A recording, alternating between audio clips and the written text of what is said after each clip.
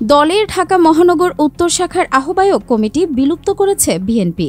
গতকাল শনিবার রাতে দলের সিনিয়র যুগ্ম মহাসচিব রুহুল কবির রিজভী স্বাক্ষরিত এক সংবাদ বিজ্ঞপ্তিতে দলের এই সিদ্ধান্তের কথা গণমাধ্যমকে জানানো হয়েছে। তবে কী কারণে হঠাৎ করে এই কমিটি বিলুপ্ত করা হলো, বিএনপির সংবাদ বিজ্ঞপ্তিতে সেই সম্পর্কে কিছু জানানো হয়নি।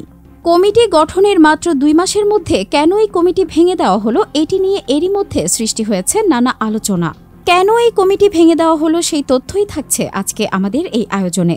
রাজনৈতিক অঙ্গনের নানা ইতিহাস ও তথ্য পেতে আমাদের চ্যানেলটি সাবস্ক্রাইব করে বেল বাটনটি প্রেস করে রাখুন। গত 5 আগস্টের পর বিএনপির মহানগর উত্তরের এক নেতার বিরুদ্ধে দখল, চাঁদাবাজি সহ নানা অভিযোগ ওঠে।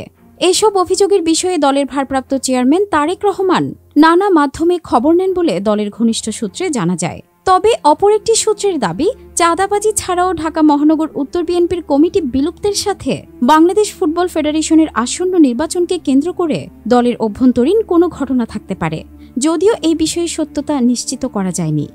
নাম না প্রকাশে অনিচ্ছুক বিএনপির এক নেতা বলেন, হঠাৎ করে কেন কমিটি ভেঙে দেওয়া হয়েছে তা সঠিক কারণ জানি না, তবে এই 2 নেতার বিরুদ্ধে বিভিন্ন ধরনের অভিযোগ তো আছে। এটুকু নিশ্চিত যে তাদের বিরুদ্ধে গুরুতর কোনো অভিযোগ না থাকলে কমিটি ভেঙে দেওয়ার কথা নয়। গণমাধ্যমে পাঠানো সংবাদ বিজ্ঞপ্তিতে জানানো হয়েছে, ঢাকা মহানগর উত্তর বিএনপির আহ্বায়ক কমিটি বিলুপ্ত ঘোষণা করা হয়েছে। শীঘ্রই ঢাকা মহানগর উত্তর বিএনপির নতুন কমিটি ঘোষণা করা হবে। চলতি বছরের 7 জুলাই যুবদলের সাবেক সভাপতি সাইফুল আলম নীরবকে আহ্বায়ক ও বিএনপির ক্রীড়া বিষয়ক সম্পাদক আমিনুল হককে সদস্য সচিব করে 2 সদস্যের আংশিক আহ্বায়ক কমিটি ঘোষণা করা হয়। জানতে চাইলে বিলুপ্ত কমিটির সদস্য সচিব আমিনুল বলেন, এর মাঝেও ভালো কিছু আশা করছি।